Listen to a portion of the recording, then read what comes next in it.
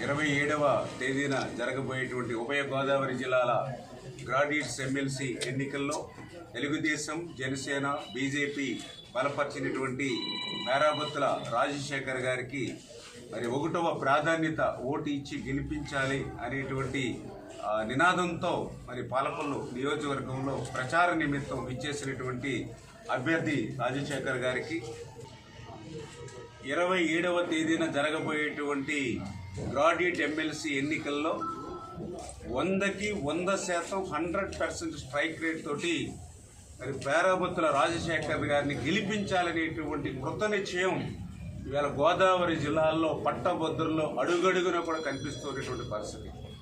నాకు కూడా కొంత వెసులుబాటు కలిగిందని ఇవాళ పట్టభద్రులు కూడా చెప్తున్నటువంటి పరిస్థితి. అదేవిధంగా ఏదైతే డిఎస్సి అంటే ఇవాళ పట్టభద్రులు కూడా చెప్తూ ఉన్నారు, డిఎస్సి అంటే చంద్రబాబు, చంద్రబాబు అంటే డిఎస్సి.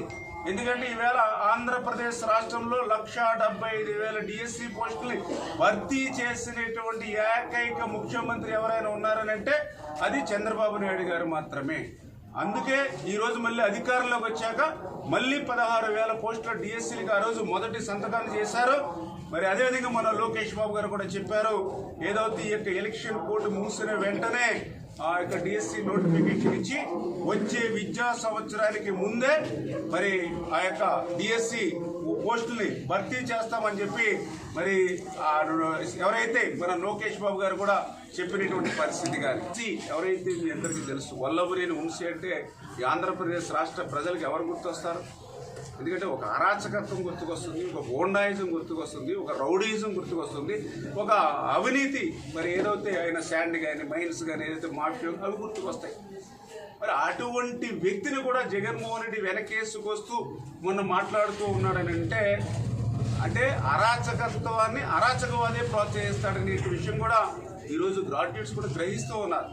అంటే ఈవేళ తెలుగుదేశం, జనసేన, బీజేపీకి సంబంధించినటువంటి గ్రాడ్యుయేట్ ఎమ్మెల్సీని గెలిపించడం ద్వారా ఖచ్చితంగా అటువంటి అరాచకత్వానికి ఫుల్ స్టాప్ పెట్టాలనేటువంటి కృతనిశ్చయం కూడా.